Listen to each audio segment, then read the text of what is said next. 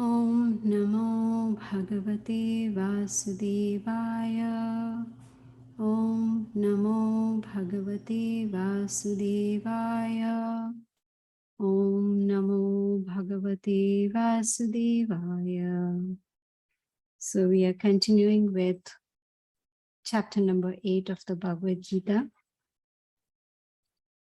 We will do verses 7 through 10. Verse number 7. Tasmat sarveshu kaleshu mam anusmarayutya cha maya arpita mano buddhi mam evashyasya samshayaha. Word for word translation by Srila Prabhupada. Tasmat, therefore, sarveshu, at all, kaleshu, times, mam, me, anusmara, go on remembering, yudhya, fight, cha, also, mai, unto me, arpita, surrendering, manaha, mind, buddhihi, intellect, mam, unto me, eva, surely, ashyasi, you will attain, asamshayaha, beyond a doubt. Translation and purport by Srila Prabhupada.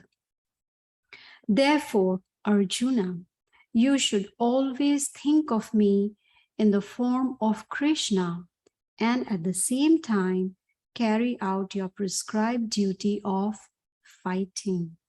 With your activities dedicated to me and your mind and intelligence fixed on me, you will attain me without doubt. Purport. This instruction to Arjuna is very important for all men engaged in material activities. The Lord does not say that one should give up his prescribed duties or engagements.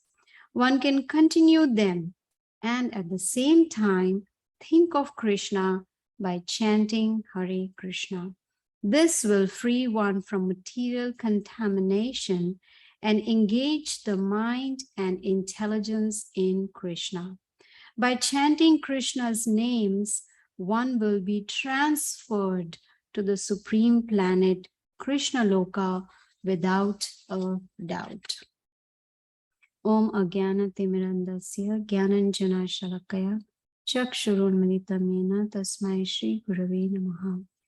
Once again, thank you all so much for joining. I really appreciate it. So we can see, again, like last 2 weeks, we will learn from Krishna how we can attain the supreme abode of Krishna. And even in this verse, we can see Krishna is giving us instructions through Arjuna how we can go to the spiritual planet of Krishna, which is called Krishna Loka. So let me give you an example. Just like I was living in India, and then when I had to migrate to the US, I had to follow a process, get all the paperwork together. The US consulate in India had given us the whole process, what one needs to do, what are the documents that we need to put together, what are the medical tests that we need to go, for, etc., etc. So once we followed the whole process, then we were able to get the immigrant visa. Similarly, to go to the spiritual world of Krishna, we need to follow the process. There are some requirements.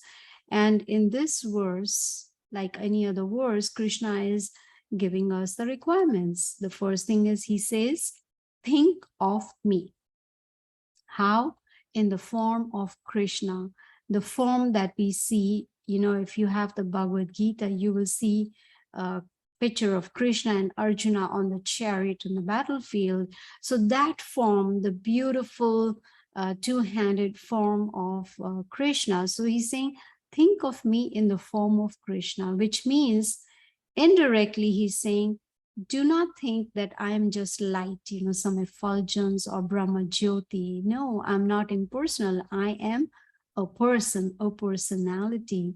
That's why Srila Prabhupada, in his translations and purports, he makes sure he puts the supreme personality of Godhead, which means he is a person. Just like there's a common saying, man is made in the image of God. So if a man has a form, then obviously God has to have a form because man is made in his image. So here importance is given to thinking of Krishna in the form of Krishna. And the best process that is given in this age of Kali Yuga to think of Krishna, if we just sit down and, we say, okay, now I'm going to think of Krishna, I'm going to think of Krishna, that may not really happen because the mind is going to go everywhere, all the different places. Within few seconds, it can travel thousands and thousands of miles. Like sometimes when I'm, cooking in the kitchen and all of a sudden, my mind will be in India. I would have already reached 10,000 miles in few seconds. So the best way to think of Krishna in this age is by mantra meditation, because those sound vibrations help us to calm our mind and focus on the form of Krishna. Now, one very important point that attracted my husband and I towards Bhagavad Gita was that when we are practicing the instructions of Bhagavad Gita, we do not need to give up our jobs, our family, etc. We can continue to do what we are doing, whether it's taking care of the children, if we are a housewife or working outside, it doesn't matter. Krishna is telling Arjuna, you are a fighter, you are a kshatriya, you are a warrior. So I don't want you to give up fighting, because that is your prescribed duty. Now, the important word is prescribed. Just like when we have some medical ailment, we go to the doctor, a certified bona fide doctor, and that doctor gives us a prescription that is specific for our ailment. It's not the same prescription for everybody. So if we follow that prescription, then we are able to get back our health. We can become healthy again. Similarly, as far as duties are concerned, Krishna says, do your prescribed duty. Generally, people think my duty is, to get educated, to get a job, get married, have children, have a house, a car, a good bank balance, and my job is done. No, that is the duty according to us. But where do we get the prescription from? Just like we go to the doctor for prescription, similarly in spirituality, we go to a spiritual doctor, which is the guru, the bona fide spiritual master. So Krishna says you continue doing your prescribed duty, but fix your mind on me. And then he says, you will attain me without fail, which is a guarantee. Just like if we, when we followed the whole process of immigration, we fulfilled all the requirements of the consulate, they were able to stamp the visa on our passports. So that is like giving us permission to enter into the US. Similarly, to enter into the Krishna Loka planet, we need to have a stamp on our spiritual passport. And that is what Krishna is explaining to us. I know it's not easy.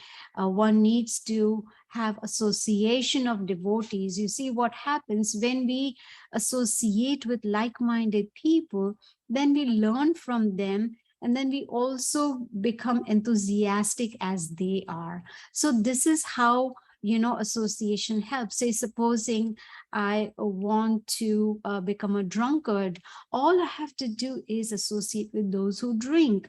And then with that association, gradually, I'll develop that desire to drink. And then one day I'll become a drunkard.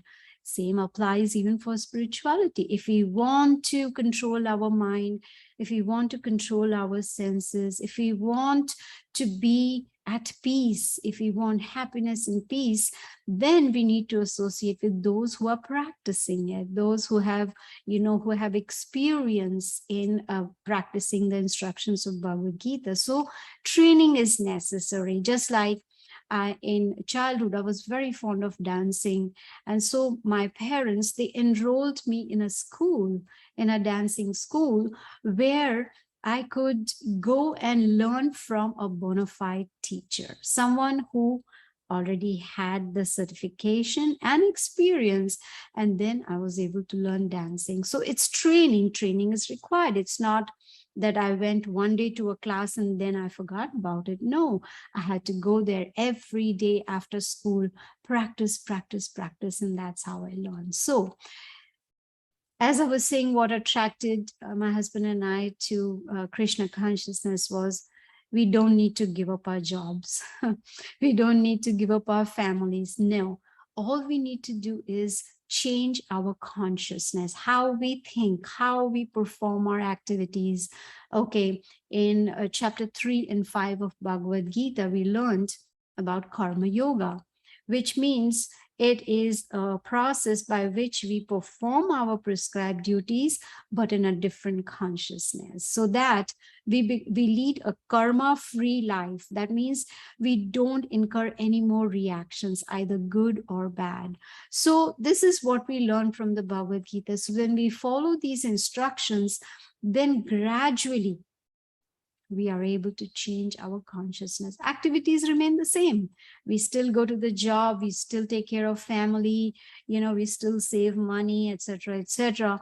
But now our consciousness has changed. Let's go to verse number 8 and see what Krishna has to say. He who meditates on me as the Supreme Personality of Godhead, his mind constantly engaged in remembering me, undeviated from the path, he, O Partha, is sure to reach me. Now there's another formula that Krishna is giving on how to attain his kingdom. Now one may say, why do I want to go there? I'm happy here in this earthly planet, in this material world. I have everything that I want. I have a good job, I have a good family, I have a nice house, which I love, and a nice car, a good bank balance too, and I have nice set of friends, etc., etc. I don't need, but according to Bhagavad Gita, yes, right now we may be happy materially, but what about spiritually? This body, we all know, it's born, it grows, it becomes old, it becomes diseased, and then there is death, which means we have to give up this body. So right now we may be happy because maybe we are young or well settled, etc. But what as we start growing old? Ask me. A lot of medical issues because it's old age. And gradually there is death, which means the soul has to leave this body and go on to the next body. So an intelligent person, according to the Bhagavad Gita, will plan. Just for, I give this example sometimes, that I pick up my car keys and I tell my husband I'm going. And his first question is, where? And my answer is, I don't know. Now that would be kind of foolish. How come I don't know where I'm going? I've picked up my car keys. I'm going to sit in the car and I'm just going to drive. Drive where? Go where? No idea at all. That is not how we lead this material life. We need to plan. We need to have a goal. Just like when we want to use GPS, we need to give the location where we are, and then we need to put the destination. Where do we want to go? And then we get the directions on GPS, right? So also we need to have a destination in mind. Okay, after I give up this body, where do I want to go? Do I want to come back into this material world, or do I want to break the cycle of birth and death and go to a place which is the spiritual world, where there is no birth, no disease, no old age, and no death, and there's permanent happiness? Now, if we say, okay, just as in verse number 7, Krishna is talking about going to his planet Krishna Loka. If that is our destination, then we need to work on the process. We need to fulfill all the requirements. And what does he say? In this verse number 8, he says, meditate on me as the Supreme Personality of Godhead. In the Vedic scriptures, the Bhagavad Gita, Srimad Bhagavatam, Puranas and Upanishads, everywhere we get references about who is the Supreme Lord. For instance, in the Brahma Samhita, it says, Ishvara Parama Krishna Satchidananda Vigraha Anadir Adir Govinda Sarva Karana Karanam. The translation is that Krishna, you are Param Ishvara, you are the Supreme Lord. In the Bhagavad Gita also, we learned in chapter 5, Krishna says, Bhoktaram Yagna Tapasam Sarva Loka Maheshwara, Maha Ishvara. He himself is saying, I am the Maha Ishvara, I am the Supreme Lord. So the scriptures give us knowledge that Krishna is the Supreme Lord. And here the Lord himself is telling us, you meditate on me. And how? Constantly. It's not just like when we take up a job. We need to go there every day, Monday through Friday, whatever the requirements may be, 9 to 5 or as many hours required by the boss. It's not that we go on Monday and then we forget about going to the job Tuesday, Wednesday, Thursday, and then we say, oh, I need to go back on Friday. It doesn't work like that. It has to be constantly. Similarly, meditation also has to be constantly.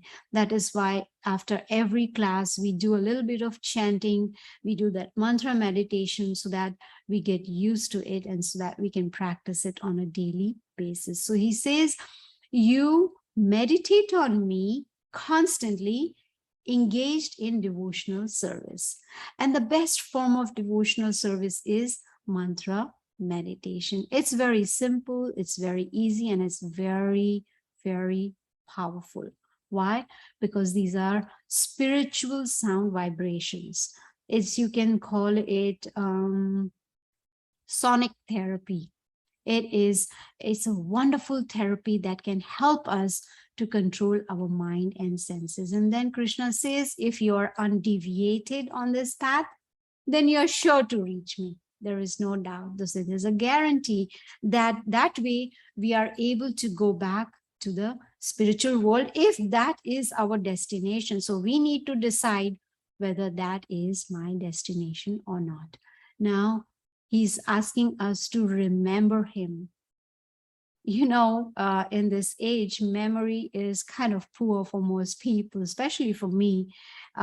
Just like I've forgotten what I ate for dinner last night. It's just yesterday because the memory is so poor. So with such poor memory, how can we remember Krishna?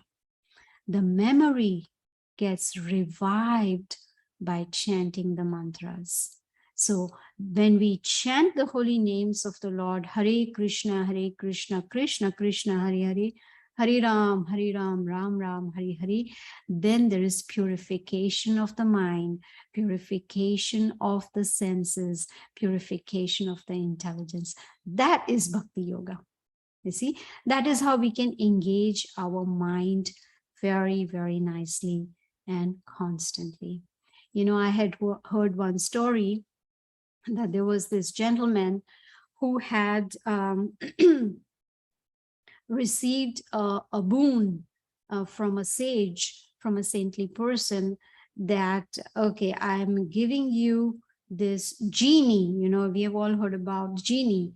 I'm giving you this genie, and this genie can fulfill all your desires.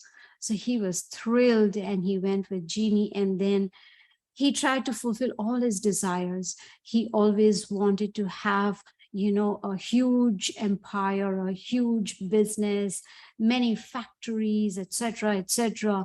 And he would give the instruction to genie, and genie would fulfill it in split second. He said, I want this, it was done. I want this, it was done.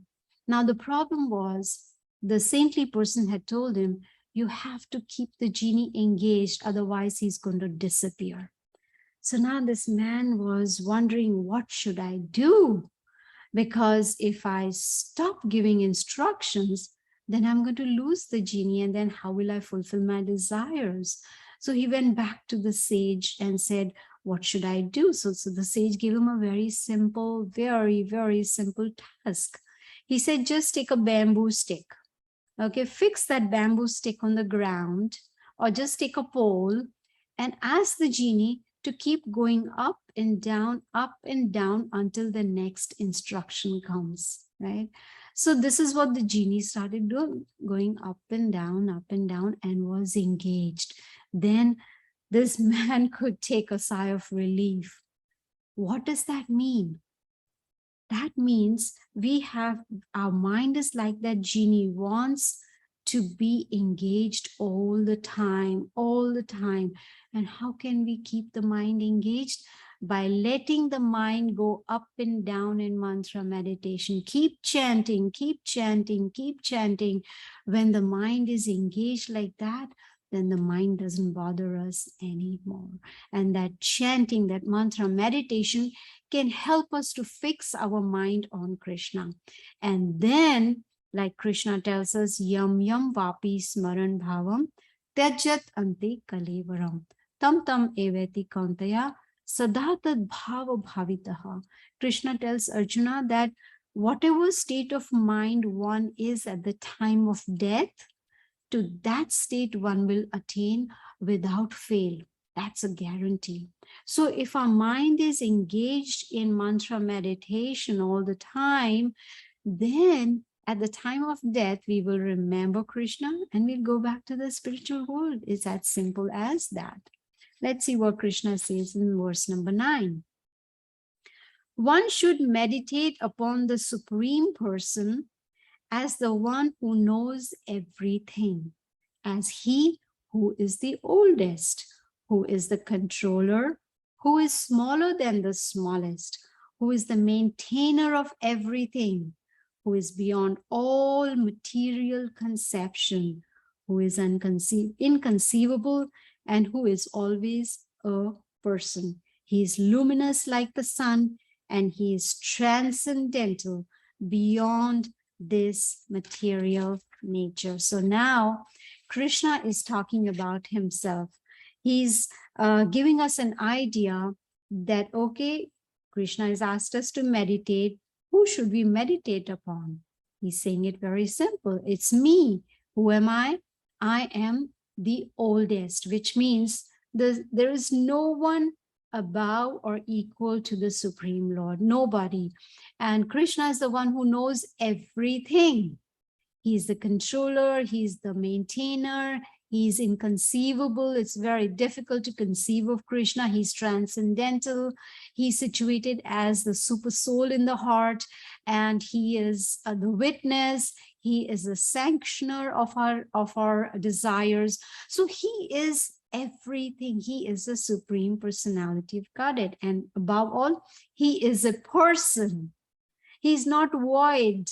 He's not something, unseeable, not something who is, like just a light, a bright light. No, he is a person, a personality, and he's the oldest because he's the origin. In chapter number 10, we will learn where Krishna says, Aham sarvasya prabhava mataha sarvam pravartate. He says that everybody emanates from me. That means all the planets, the whole material creation, the universes, the living entities, everything, everybody comes from Krishna. Now, this is inconceivable for us. Theoretically, we can understand it, but to realize it, we need sharper intelligence. He is beyond our conception, but it is possible to understand him with the help of word of authority. So, there are three ways to get knowledge. One is called pratyaksha praman, which means seeing is believing. In other words, only if I can see God, only then I'll believe in him. Now, that's not a perfect way to receive knowledge.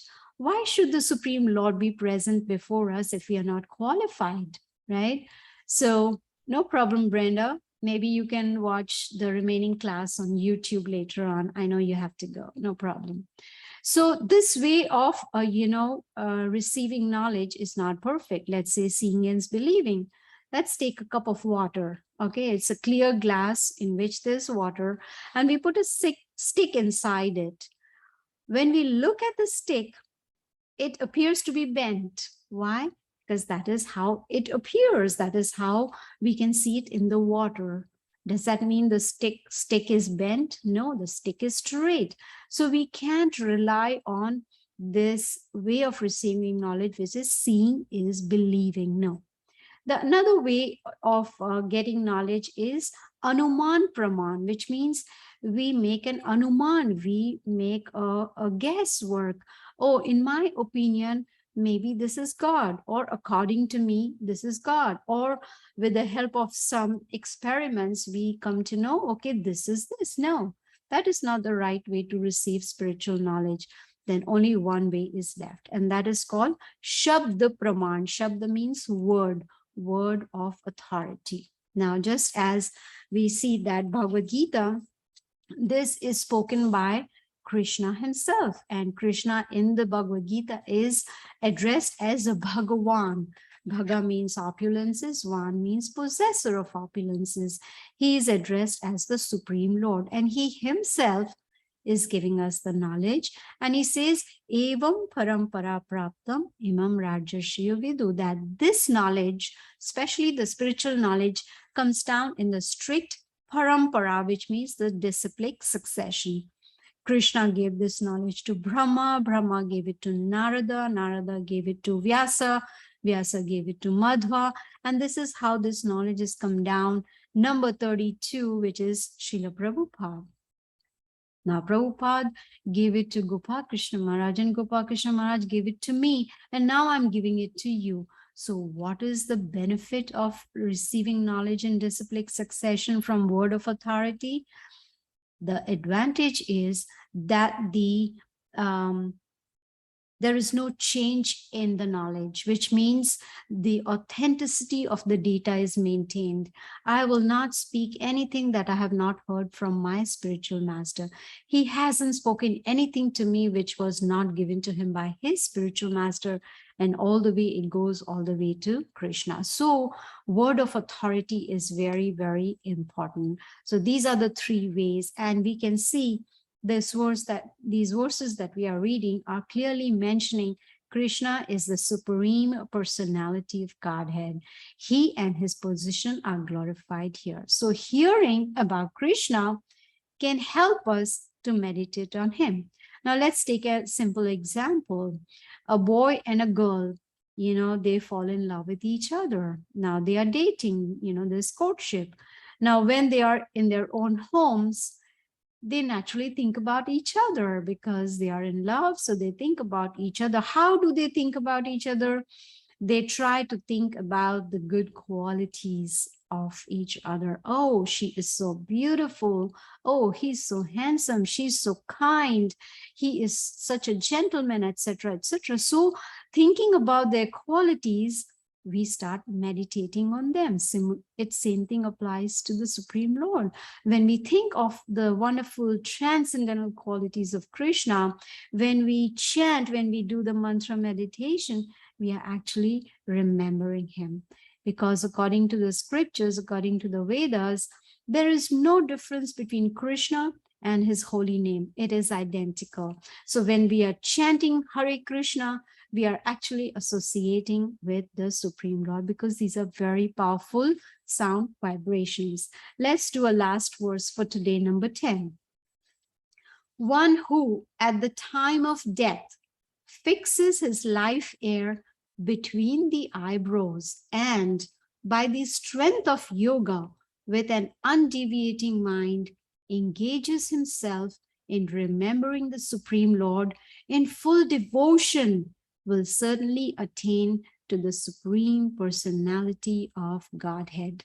Now, when you hear this verse, you may say, uh-oh, how can we fix our life air between the eyebrows? That is what the mystic yogis can do.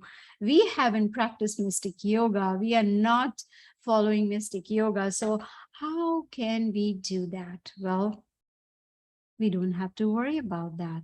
in chapter 6 of the Bhagavad Gita, which is Dhyana Yoga, Krishna explained to us, how to perform meditation. But at the same time, he explained to Arjuna that in Kali Yuga, the best process of meditation is chanting the holy names of the Lord. So here also he says, by the strength of yoga, he's talking about Bhakti Yoga. So there is a yoga ladder, right? Karma Yoga, Jnana Yoga, Dhyana Yoga, Ashtanga Yoga, and then Bhakti Yoga. Bhakti Yoga is on the topmost rung of the yoga ladder. So Bhakti Yoga is the best. And Bhakti Yoga starts by mantra meditation. And when we do that, then the mind will be undeviated. The mind is not going to go here, there, and everywhere at all. Yes, it's difficult. Actually, it's very difficult, but practice makes one perfect. There are going to be distractions. So what do? We continue chanting, we continue doing that. And then gradually the mind will become peaceful. And then the mind will be able to engage in remembering Krishna with full devotion. And that full devotion is possible through Bhakti Yoga. And what is the result? Krishna says, when we follow that, then we will be able to go back to the spiritual world. He says, you can attain my abode, which is Krishna Loka. So this verse is very, very powerful. And the summary of today's verses from 7 through 10 is that we need to fix our mind. Our mind needs to be fixed on the holy name on a daily basis. Just like to nourish our body, we need to eat every day, maybe 3 times, 5 times, as many number of times required. We need to feed the body every day. Similarly, we need to feed the soul, because we are the spirit soul. We are not this body.